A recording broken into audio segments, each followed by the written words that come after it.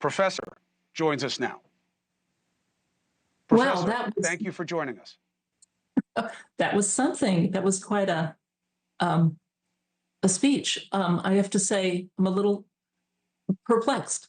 When I think about politics, I think about either the politics of extremism, we can't see shades of gray, or what I hope could be a politics where people could sit down together. So with this encampment in Colombia, I would really recommend that the president go to REI and get a tent and camp out and start talking with the protesters. And she might find out, if you did this, you might find out too, that the protesters are not there in solidarity with Hamas. They're in solidarity with people, the citizens. And I think the distinction needs to be made between the public and legitimate concerns about our collective well-being and governments that don't share that concern. Likewise, governments or administrations of many universities don't really have a concern about how their students learn about politics.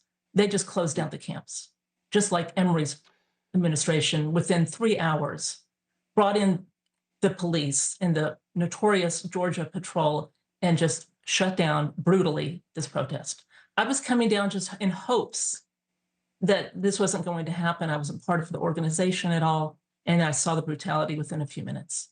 So I think we need a politics, as you're saying, Chris, where people can learn to talk with each other. And that's where we don't have to engage in this kind of extremism or demonization of other people. I agree with all of that. It is hard when people are hot, especially young people, to have rational conversation, but that's okay.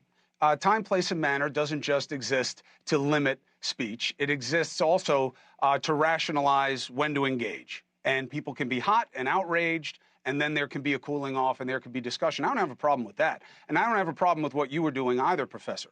However, two things are true at once. Are there a lot of people who are adopting the suffering of what's happening in Gaza as their own cause? Yes. Is that okay? Sure. But there are too many with ugly slogans that are, by definition, anti-Semitic. And there are too many students on American campuses saying things that are flattering to and supportive of a terroristic organization known as Hamas. We both know that. It may be a minority, but it is an unacceptable minority. Well, I'll show you the signs. I'll show you the kids. They're not hiding. There are anti-Semites among us. They might show up at a protest, but the vast majority, near complete unanimity, these students are concerned about pain and suffering, but also the fact that our university invests in companies that support this. They're calling for disinvestment from companies. Just like when I was in college, we called for disinvestment from apartheid regimes, apartheid supporting country. And this made a difference. But again, the point here is that I don't like a politics that's all about slogans and extremism in either side at all. I think we need to teach our students to sit down and talk. So again, the president of Emory should have gotten a tent at REI and sat down rather than calling in the state police. And what happens if the president is there and somebody hits them? Well, I'll tell you what, a friend of mine was president of the University of Alabama, and students occupied his office, and he sat down and talked to them. It took many conversations to talk with them. This was decades ago. We seem to have lost this notion that we can talk with people we disagree with because they're going to hit us. So it leads to what you're seeing, what happened on the campus where the police were hitting people. We need to find a way beyond this. I know, but Professor, let's just get out of the academic for a second and get into reality. Yeah, there's a threat. A lot of these kids are angry, and they're saying angry things, and they're doing angry things, especially to Jewish students.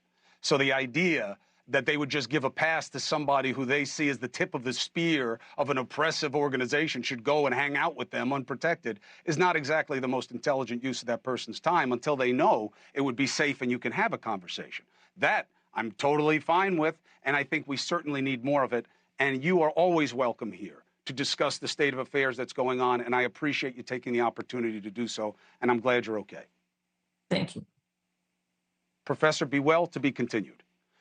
Hey, thank you for watching. Please go to newsnationnow.com, newsnationnow.com, and you can find News Nation on your television provider. And don't forget to click the red subscribe button down below.